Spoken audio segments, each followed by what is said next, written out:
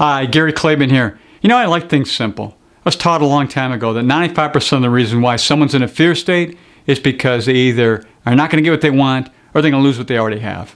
I find that simple.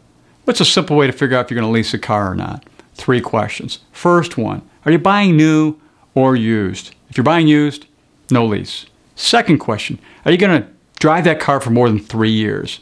If the answer is yes, typically no lease. Third question, are you going to have a major lifestyle change in the next 3 years? You know, need a bigger car, different kind of car, moving around a lot. If that's true, no lease. Otherwise, let's do a lease. What is a lease? Well, it's an arrangement between the manufacturer or the financial institution and you to lease this car over a time period that's selected, typically 3 years, to then turn that car back in after 3 years. So how do you determine the payment? The payment is determined by the number of miles that you select that you're going to drive per year, typically 12 to 15,000 miles, and your credit rating, and the residual value of the car set by the manufacturer based on those factors. Now, typically, it's 10, 20, 30 bucks less per month than a loan, so that's a consideration slightly there.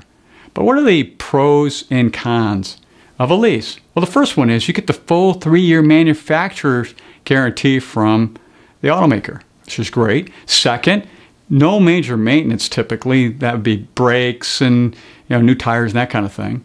Third, you don't have to worry about the value of the car. You're going to turn it in at the end of the time period.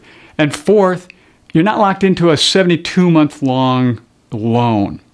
So what are the cons? Well, the cons are, number one, it's tough to get out of. You sign a lease, you got to do it for 3 years. Second, you can't sell it. You can't trade it in. You basically have got a lease. You got to turn it back in at the end of the lease. Next, there's a penalty of 15 cents to 20 cents typically per mile that you go over on what you selected at the 12 or 15,000 miles a year. And that can be expensive.